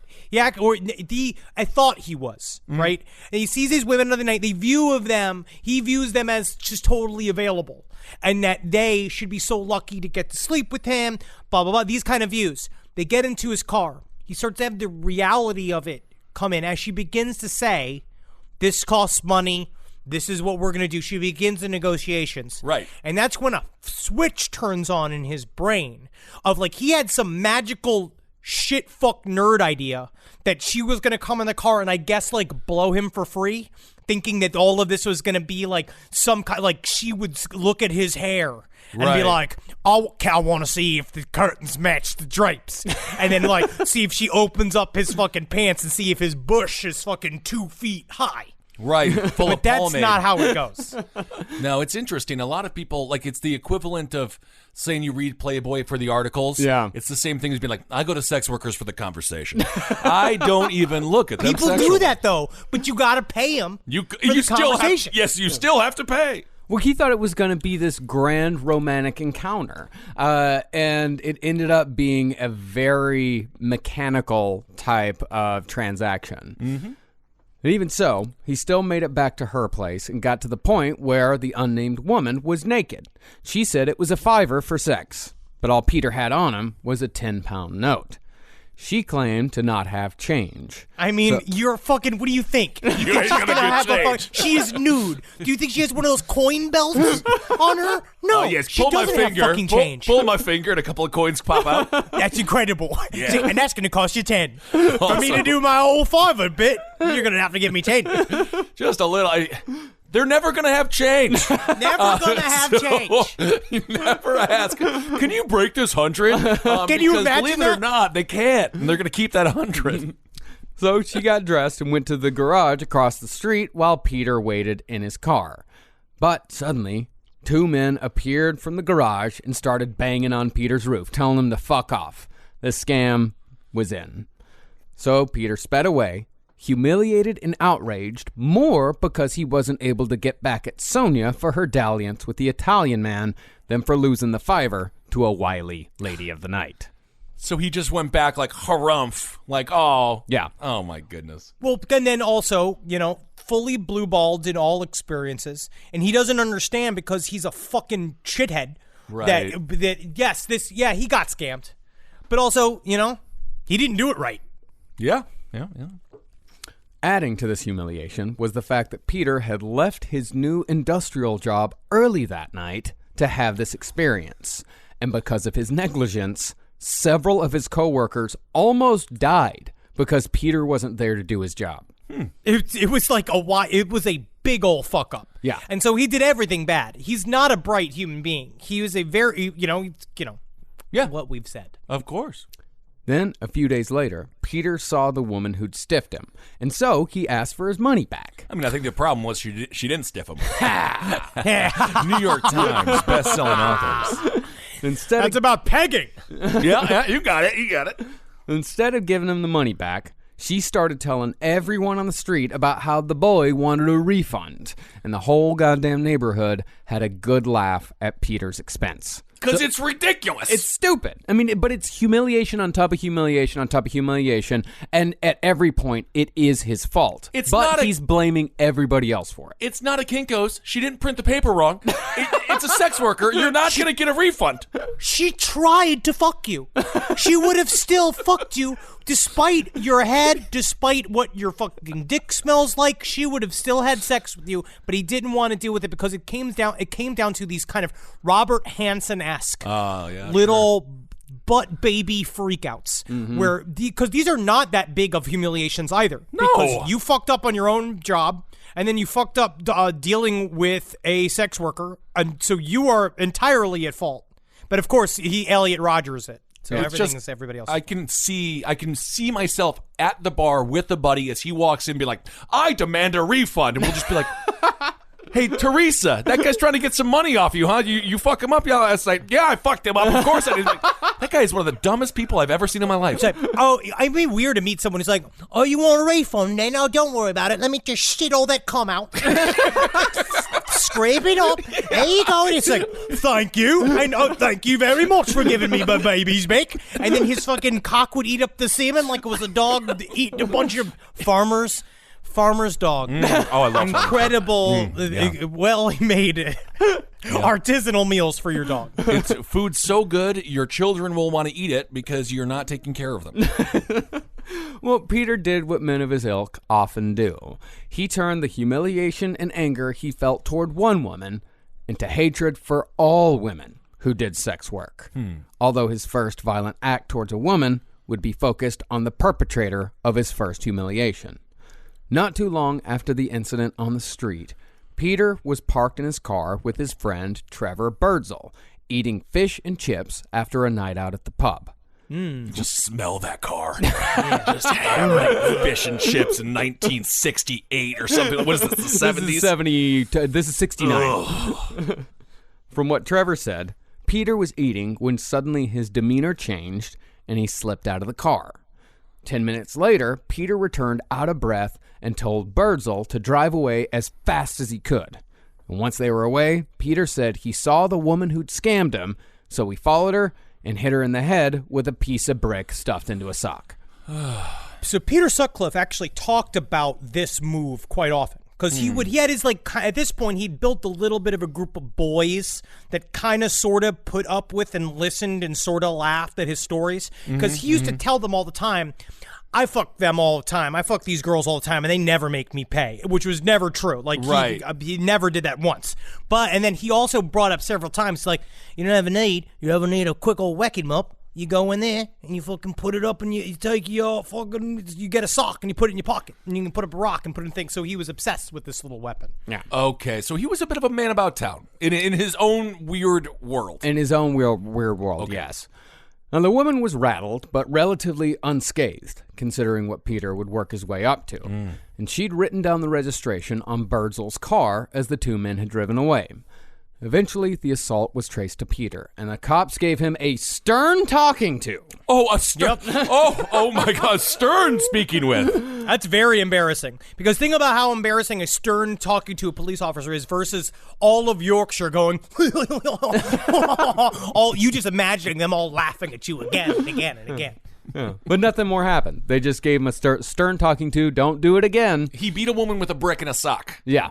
And it's a stern talking to? That's a stern talking to, okay, yep. Maybe a little bit more heightened than that. Well, it's because we're seeing the very beginnings of how they view the sex worker and how they view how serious those crimes are towards them. Yes, absolutely.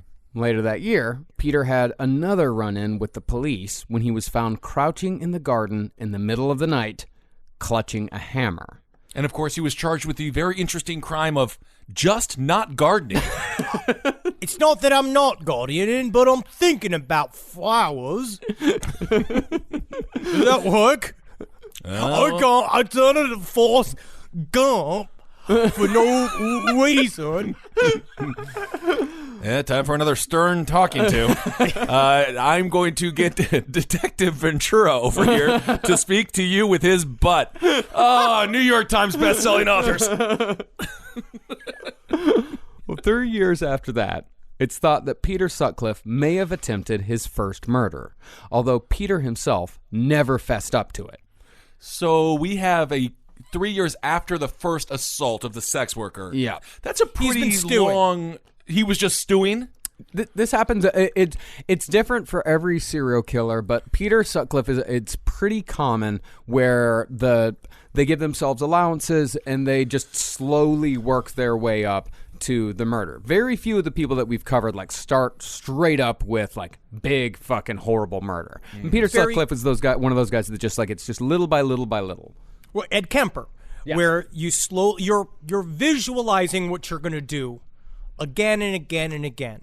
You sit and you think about it. Each time you do it, you start maybe fleshing out your own fantasy more and more.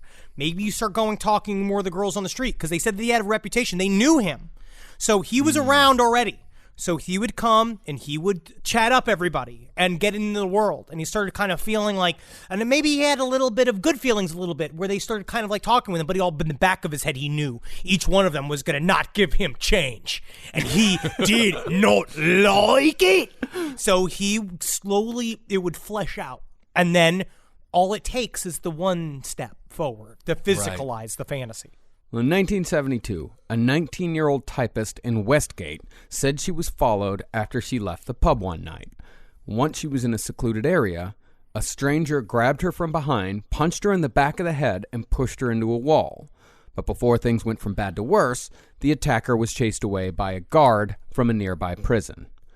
Now, this wasn't necessarily Peter's M.O., but the woman said that when Peter Sutcliffe was caught, she was absolutely sure he was her attacker. Although at the time, all she could say was that the assailant looked like Cat Stevens. Well, if anybody was more specific looking than Peter Sutcliffe, besides Mr. Potato Head, I don't know how he committed these crimes for as long as he did. I just feel bad for Cat Stevens. I mean, he's getting accused of being this man. He couldn't travel after 9/11. No. And now all of a It's sudden not he's his getting accused of fucking being name anymore. He's not Cat Stevens anymore. Well, he changed the name. He's like Dog Billy now. What's his Yusef name? Islam. Oh, yeah. Definitely not Dog Billy, because I'm pretty sure he would be allowed with welcome arms after 9/11 if his name was Dog Billy. Well, 2 years later, Peter may have escalated once more. That year, a 28-year-old woman named Gloria Wood was hit in the head with a hammer by a man who had a similar Cat Stevens look. Then, in 1975, a 14-year-old in Silsden said that she was attacked by a man who called himself Tony Jennis, and when he rained blows on her head and face with a heavy object, he made a grunting sound similar to that of famous tennis player Jimmy Connors. I looked up some Jimmy Connors, and it is a lot of the tennis noises are weird, man. Mr. Connors, I don't know if it's illegal what you're doing, but your opponent has said you're distracting him with sounds of orgasm. Could you please grunt like a man? Oh, you're right. I'll grunt like a man. Like how men grunt. Yeah, of course. Now, these aren't confirmed Peter Sutcliffe cases, as the Cat Stevens look was apparently pretty popular in the UK in the early 70s. Just, we can stop maligning Cat Stevens. I'm not He had some maligning very Cat powerful Stevens. songs. There's plenty of people with cats. I mean, the Cat Stevens look was just the Cat Stevens look. Bearded, big bushy beard. Yeah, but with the soft spot for his father. You guys not understanding Cat? He wasn't there. He was always working, Kissel. I know. What is confirmed, however, is that Peter Sutcliffe's criminal M.O. was established in 1975. Now, by 1975, Peter Sutcliffe had already been married to Sonia Zerma for a year, and the two of them were living under the roof of Sonia's parents. But neither the family nor Sonia would ever suspect that Peter was the infamous Yorkshire Ripper. That summer, Peter attacked two women named Anna Rogulski and Olive Smelt. With Anna, Peter followed her for days, running off every time she noticed the man with the, quote, racing eyes and dainty hands. Some of us we just look like that. Yeah. Damn, so he wasn't even, I guess, he wasn't really good at this sneaking. No. Well, you'll see. He grows because it becomes more and more attractive to him.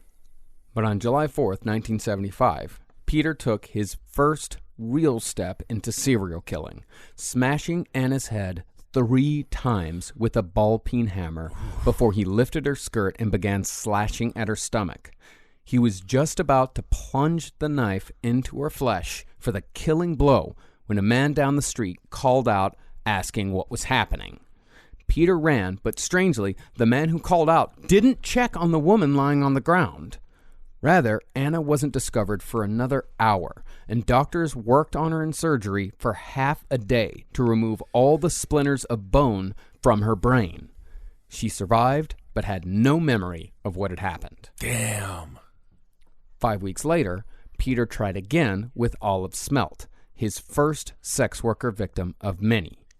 That night, Peter and Trevor Birdsall were again out drinking, this time in Halifax. But as they were on their way back to Bradford, Peter suddenly got out of the car. This seems to be one of his first triggering mechanisms where I think that, in my mind, I mean, this is totally fiction, but I imagine Peter and Trevor are hanging out, and Sutcliffe is running his mouth, as always, and he is talking himself up about how he loves to fuck, every single thing that he does, like how the women love him and how no one will respect him because basically this is he's acting like the guy. And then that night, I think in a weird way, it almost starts us as a way to like show off for his friends. Yeah. Right. Well, Peter had spotted a woman turning down an alleyway, so he slipped out of the car, somehow carrying a hammer and a hacksaw without Birdsall seeing it. And These friends seem a little bit like blinders on. Yeah, dude. Come on. And so Sutcliffe followed Olive Smelt into the darkness. And after mumbling some pleasantries about the weather, Sutcliffe struck her twice in the back of the head with the hammer before dragging the hacksaw blade across the small of her back. Olive's life was only saved by approaching headlights, and when Peter got back to the car, he said nothing to Trevor. And Birdsall saw the news of the attack the next day. He knew that Peter Sutcliffe had done it. Oh, he did know. He knew, but he said he knew. He said nothing. He said out of loyalty to his friend. I mean, this is where the loyalty. I love my boys. I love my boys, but this is where the loyalty, I think, would stop for me. I know that I mean, you can still talk to him in prison, but you got to put him behind bars. I'll hang out, man. I'll support during the trial and being like, I should have stopped you, huh? Like, I would do some of that, but I also would be like, you'd be like, I think you stepped too far. My whole thing is that if you call, like, one of you murder somebody, the protocol, I just need an explanation that I can apply to my own brain. Sure, right? sure. So that I can help you hide a body if I have to. She said that Dune was for fat nerds. And I said, no. Where's the body? Yeah. Let me see her. No, I'm not going to. No, that is not excusable. It has to be something like, that was my corn that she ate. Oh, so he is like getting validation, not just from the cops who give him a stern talking to, but from his friends who are like, oh, this is again another reminder of how sex workers have been demeaned through time and why we need to have it up and in the daylight. Legalize it. Absolutely. Legalize it. But because Birdsall said nothing, Peter Sutcliffe was successful in murder for the first of 13 times on October 29th, 1975. That night, Peter picked up Wilma McCann in the city of Leeds as she staggered home from a night of drinking. She got in his car and asked if he wanted some business, and he replied that he did. So they drove to a field and parked. They talked for a minute, but her tone suddenly changed, pretty much saying, let's get on with it. Yeah, if we're doing this, let's do this. Yeah. Now, Peter said when he couldn't get aroused immediately, McCann called him useless and said she didn't have all fucking day, which of course brought Peter's rage to the forefront. You got one job. We're utility. The penis is a utility tool. Yeah. If you I thought you were horny enough to fuck me and you just saw me on the side of the street. So, like, I got to get back to my rags. And then this is the UK, so she's got to go and she got to knit rags, and she's got to go and buff the floor of a castle. There's so many jobs for a nighttime person then. Peter suggested that maybe they'd have better luck trying it out on the grass. So McCann exasperatedly complied and got out of the car. While her back was turned, Peter grabbed his hammer from his back seat. By the time he got to the spot McCann had chosen, she'd already started undoing her pants, saying, let's get this over with. Peter said, don't worry, I will, and struck her hard in the head with the hammer twice. She fell flat on her back and made a loud, horrible gurgling noise, and her arm began to move up and down voluntarily from the blow to the head. Oof. So Sutcliffe walked back to the car, grabbed a knife, and stabbed her over and over again in a blind panic, making certain that Wilma McCann would never tell a soul what he'd done.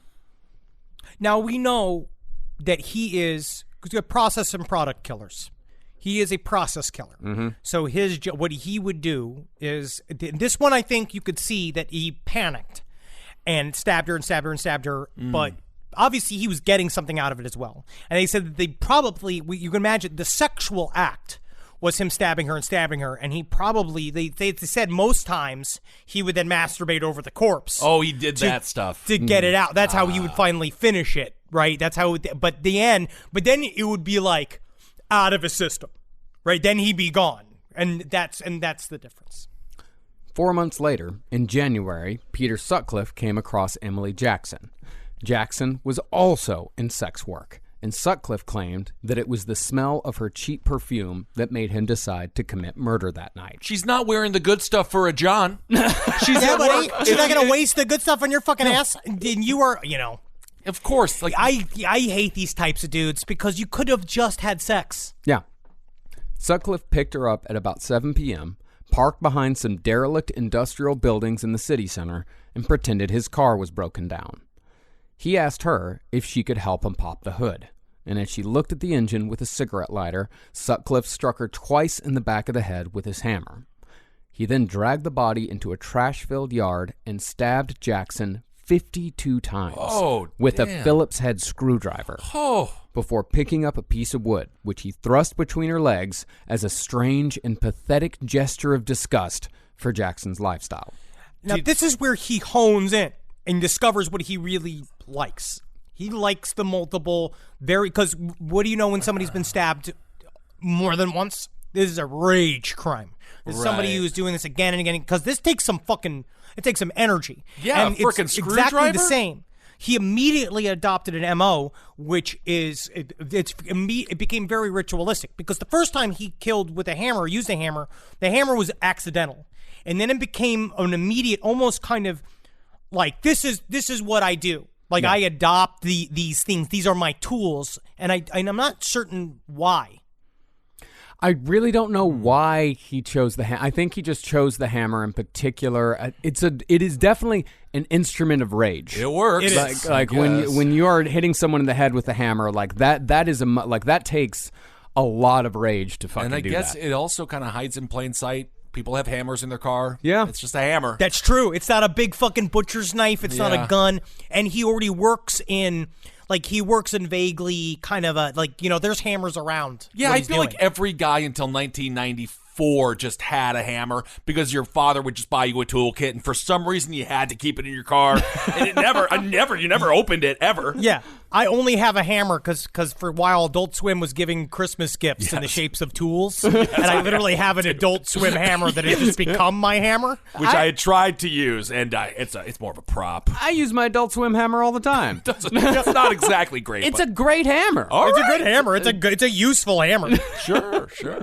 Well, after the murder, Sutcliffe returned to his in-laws' house without a drop of blood on his clothes, filled with a sense of satisfaction and justification for what he believed he'd accomplished. Now, Sonia spent Wednesday and Saturday nights working at a nursing home with her mother, and they never returned until the next morning, which gave Peter ample time to prowl the streets of Bradford 2 nights a week looking for another victim. And she'd come home and see him sleeping till 4 p.m. And she's like, he works so hard. Thinking that he was been working all night and that's why he's tired. Right. His next was Marcella Claxton, attacked just a few months after Emily Jackson. But Claxton survived. The problem was that Claxton had an IQ around 50, and the police did not believe her when she reported the crime. But still, her survival spooked Peter enough where he didn't try again until the following year. In February of 1977, he picked up Irene Richardson and drove her to almost the same spot where he'd killed Wilma McCann. And strangely, Gordon Byrne, the author of Somebody's Husband, Somebody's Son, made sure to point out that this spot was only a short distance from the home of infamous pedophile Jimmy Savile. Yeah, and he's just out there watching, jerking off, having a great time. Say his house is Christmas themed, 24 hours a day, 365 a week. So that was probably also very creepy. That was probably creepy for Peter Sutcliffe. Honestly, that is disgusting. Jimmy Savile. Would we ever cover him? Maybe. It's nasty. My goal is to cover him, but it's going to be a couple of juicy ones. It's nasty. It's difficult. Yeah. But in any case, once they arrived at their destination, Irene got out of the car to urinate.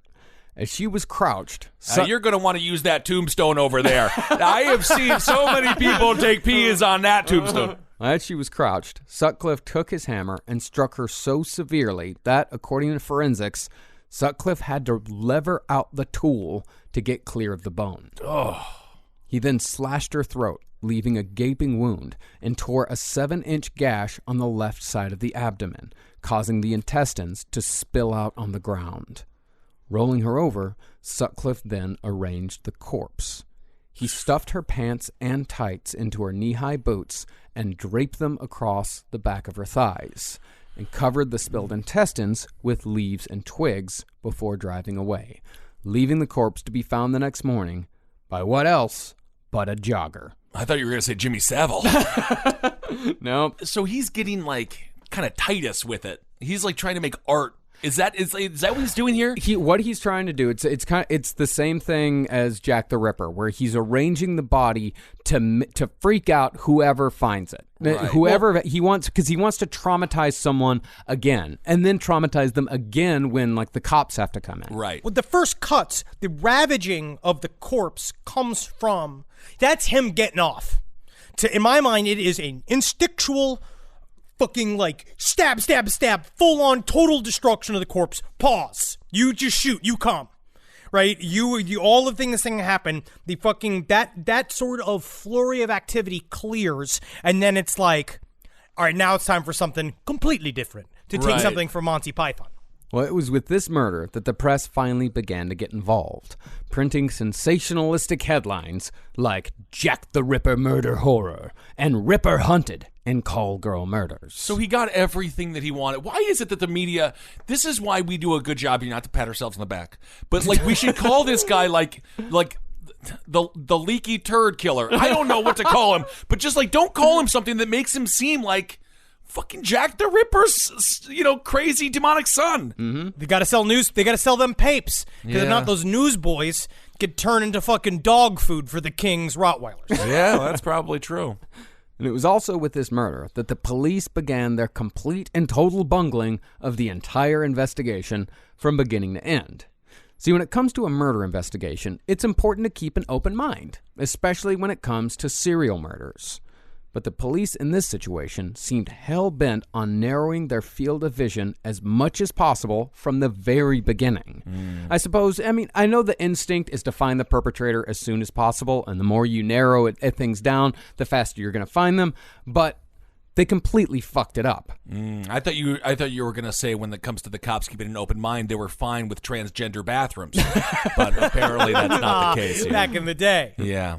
Now, when they began looking for a motive for the murders of Wilma McCann, Emily Jackson, and Irene Richardson, they chose hatred of prostitutes as the number one factor. Okay.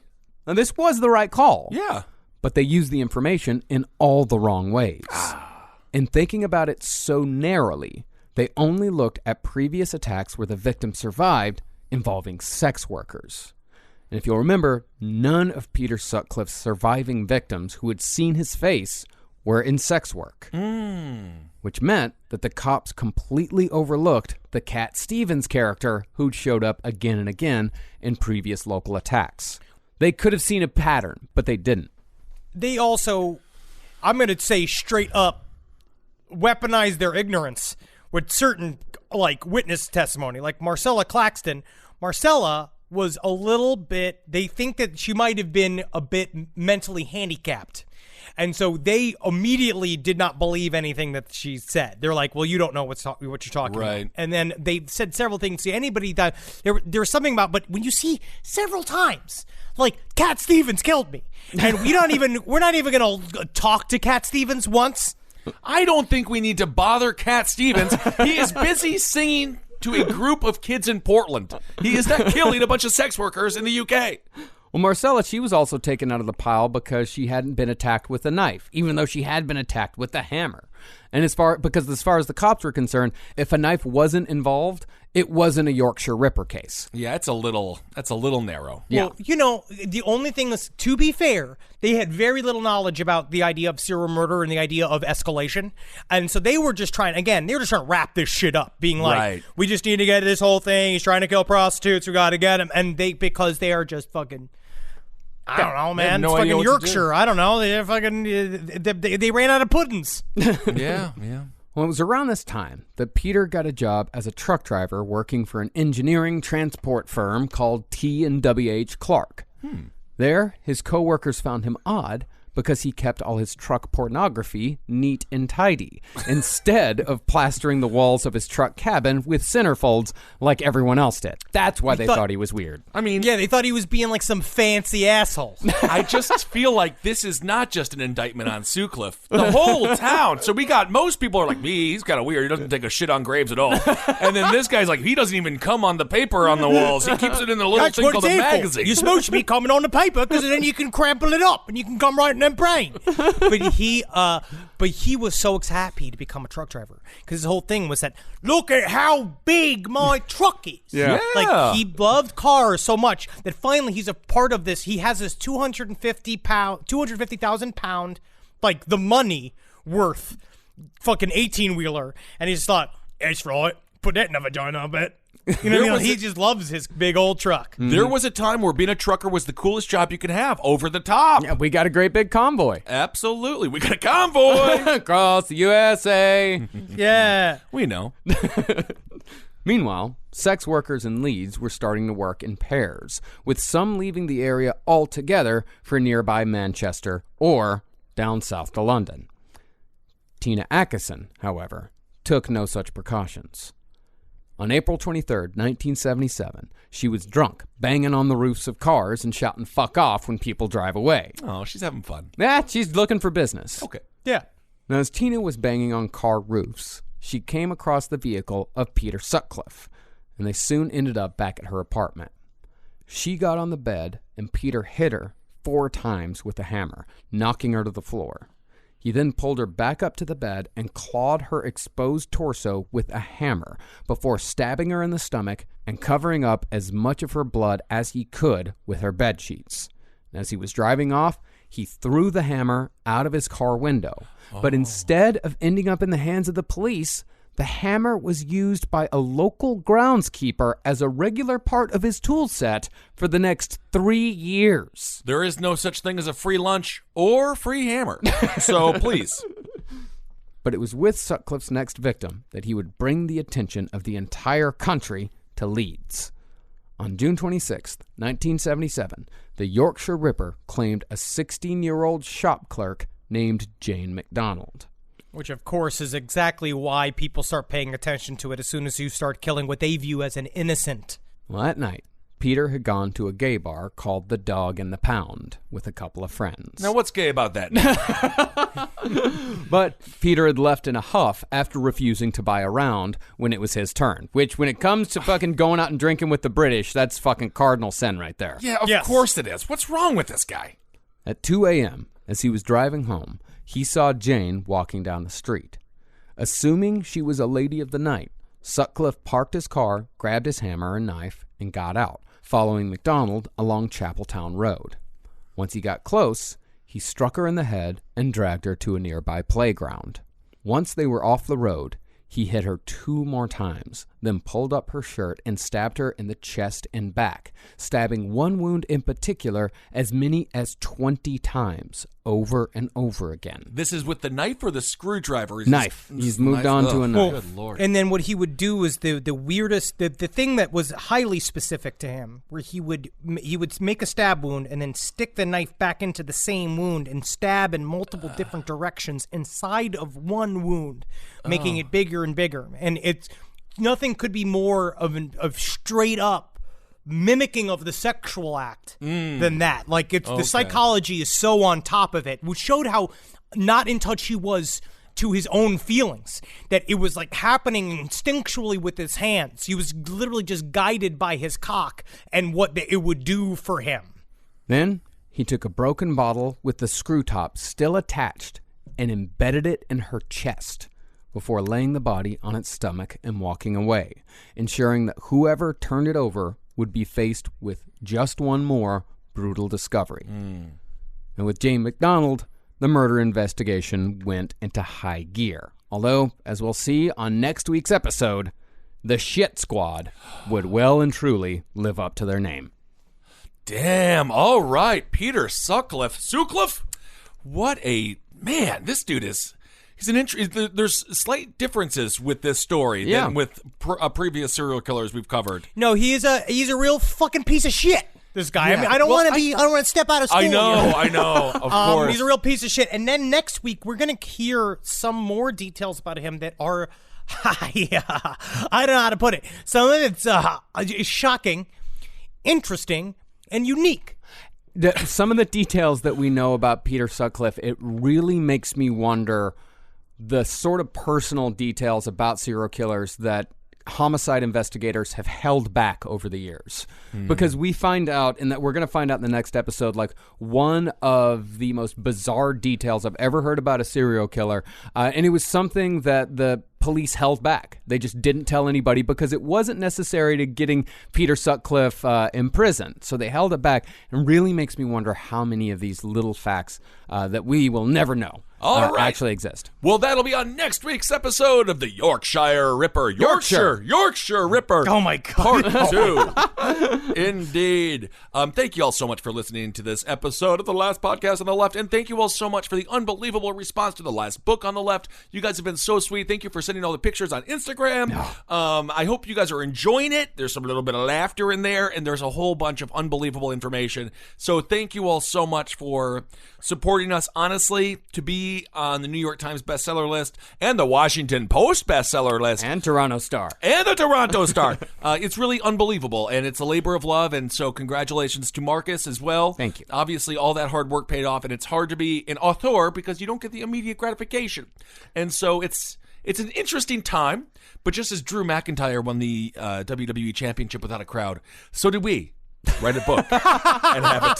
Thank you for bringing it back to wrestling. It's so fucking great. Like hitting the New York Times bestseller list, much less the top 3, is something I believe to be a fucking unattainable goal for it's insane. many, many fucking years. So absolutely, thank you so much for everybody for buying the book, and thank you for continuing to buy the book. If you want to, if you want to get your own copy, see what all the fuss is about, go to indiebound.org and get your own copy. And thank you so much for everyone who's read it and has given us all the fucking kind words. It really was a gigantic labor of love. So absolutely, to get something positive back really means a lot. Makes it all worth it. It's nice to be in your homes. So do that shit. Pick up, get book, indiebound.com. Help it get from your local bookstore. I just bought some books through indiebound.com for our next couple series we have coming up. So I've been trying to support my local bookseller. Also, y'all, we got some special delights coming your way. Check out lastpodcastmerch.com. Buy all of the sizes are restocked. We got new ladies' sizes on there. We got all that kind of horse shit. Yep. Get up in there, and we're still giving 6.66% to one fair wage of all sales, just to do whatever we can for people whose jobs have been deleted by this invisible enemy. Absolutely, and of course, this is an awakening moment to realize the real people that keep this country together. A lot of you folks out there right now going through a hard time, we're with you. We wish you the best, and again, we don't know what the future is going to hold as far as even our tour. We don't know. Right now we're just hearing it the same way you're all hearing it. So right now we're planning on August, and we're hoping for the best, and so we'll just keep. Who knows what the fuck's gonna happen with all this fucking horseshit? And I tell you what, if I could get a crossbow and shoot this fucking virus on the forehead, I would. But the government won't allow me, and they won't show me where it's being held. Because I wish for a fucking fact I would choke this virus to death in its fucking sleep if I could. Yeah, I know. For 3 control freaks, this is the easiest time ever. All right, everyone. Feeling good. All right, we'll keep on laughing. Otherwise, we'll start crying. All right. So, all right, everyone. Thank you all so much for listening. Thank you so much for supporting us and Patreon and all the shows here. Kind of fun. Top Hat. No Dogs in Space just got a great write-up. Page 7 got a great write-up in the Nerdist as well as Last Podcast. So. Thank you, Lord Malici, for that, who's also a very great poet. So thank you very much for writing that piece for us. It was so nice. Honestly, super cool. All right, everyone, hail yourselves. Hail Satan. Again. Let's do a Magoostellations. Yeah, I'm going to do very well here, buddy. And hey, man, just make love to the sex worker. Yeah. Sure. I don't know if Just they make want love that to 'em. either. I don't think you're supposed to really kiss them. That depends on the person. No, you can't. You can get it. If you give them a, I think if you give them a tip, you can get a kiss. There's a series of rules that must be followed at all times. Yeah, you don't need to make love to the sex worker. Have sex with the sex Have worker. fun. Have But I fun like to like and go set home. an atmosphere, make her laugh a little bit. I don't know how else you do that. You know what I mean? You are like honestly, you're a sex worker's nightmare where they're just like, yeah, he just, we didn't have sex. He told me jokes for 5 hours and I laughed. I gotta fucking, all I'm doing is running material at Wendy. Yeah, he actually cost me 4 jobs. Usually we just have sex. It takes 25 minutes and I go. But this guy was, either way, his new special is going to be pretty funny. Does this work? Does this work? I got 5 minutes on, what happened to all the traffic? Oh, okay, let's do something else. What happened to all the restaurants? That's too bad I can only fill up with bread so much in my home. All right, that's not working. You're not wet. This show is made possible by listeners like you. Thanks to our ad sponsors. You can support our shows by supporting them. For more shows like the one you just listened to, go to lastpodcastnetwork.com.